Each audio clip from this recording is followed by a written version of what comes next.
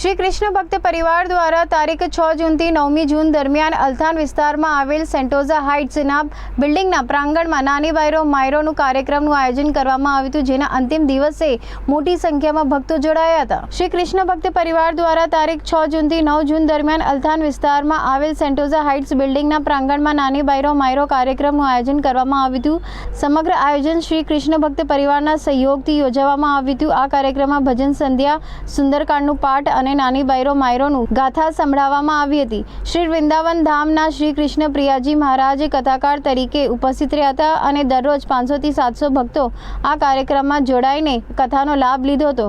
આ કથાનો મુખ્ય ઉદ્દેશ્ય ગાયોની સેવા છે। આ કથાના અંતિમ દિવસે મહાઆરતી, ભજન સંધ્યા અને મહાપ્રસાદીનું આયોજન કરવામાં આવ્યું હતું, જેમાં 1000 થી પણ વધારે ભક્તોએ લાભ લીધો હતો। मुझे बहुत अच्छा लगा और सूरतवासी बहुत ही धार्मिक प्रवृत्ति के हैं और गुजरात तो हमेशा कृष्ण भक्ति में आगे रहा है।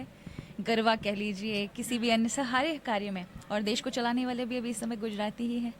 तो वाकई गुजरात में भगवान ने जो कहा है भागवत में कि भक्ति महारानी को दोबारा प्रभु ने पुनरुत्थान गुजरात में किया है। ऐसे बड़े बड़े जलाराम बप्पा, नरसिंह मेहता जैसे महान भक्त इस भूमि पर हुए हैं, तो ये भक्ति में अनवरत भक्ति होना स्वाभाविक है। जी, आज की जो जनरेशन है, यूथ है, उनको अपनी गाथाएं पता होना कितना ज़रूरी हो जाता है, अपनी भगवद गीता है या फिर अपने वेद पुराण। देखिए, बहुत नेसेसरी है, ज़रूरी भी है। ऐसा नहीं है कि वो बहुत सालों पुराने हैं, ऋषियों की वाणी है।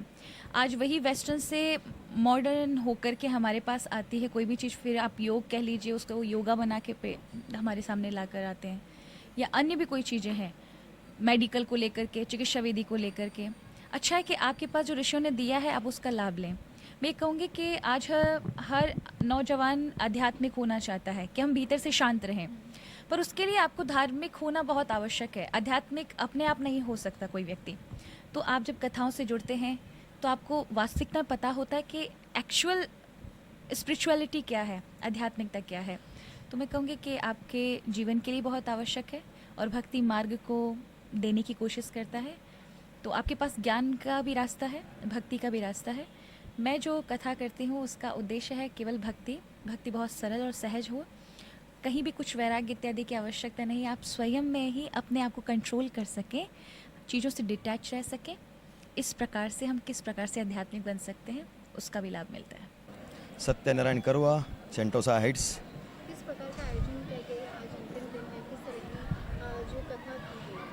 हमारे यहाँ नानी बाई का मायरा का प्रोग्राम किया कृष्ण भक्त मंडल सेंटोसा द्वारा। तारीख 6 से लेकर 9 तारीख तक प्रोग्राम किया। 6 तारीख को तुलसी यात्रा निकाली सुबह, उसके बाद में 3:30 बजे से 7 बजे तक हमारा कथा का प्रोग्राम होता था।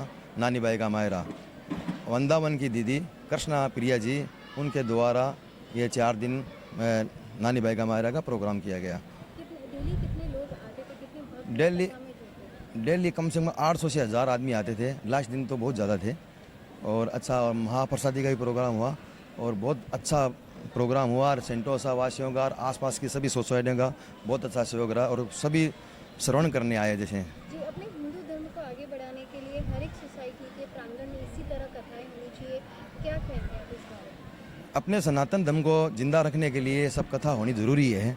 और हमारे सेंटोसा वासी तो ऐसा समझो 3 बार कथा कर दी है। पहले हमने रामायण राम कथा की थी, उसके बाद में ये भागवत कथा की थी, और अब की बार ये नानी बाई का मायरा का प्रोग्राम हुआ है। देवेंद्र कुमार गर्ग, सेंटोसा हाइट्स, अल्थान, सूरत। किस प्रकार का आयोजन रहा? यानी आयोजन बहुत अच्छा रहा। लोगों की जो हमको आशा थी उससे भी दुगना तिगुना लोग तक यहाँ इकट्ठे हुए। हमारे अंदर बैठने की व्यवस्था भी कम पड़ गई, जितना हमने सोचा था उससे कई गुना लोग आए। और अंतिम दिन सबके पूरा महाप्रसादी, जो अड़ोस पड़ोस जो भी दर्शन करने के लिए आए थे, कथा सुनने के लिए आए थे, सबको भोजन प्रसादी का आराम से वितरण किया गया। और करीब करीब हमारा टारगेट 500-700 का था। 1500 आदमी तक लास्ट दिन तक यहाँ पहुँचे।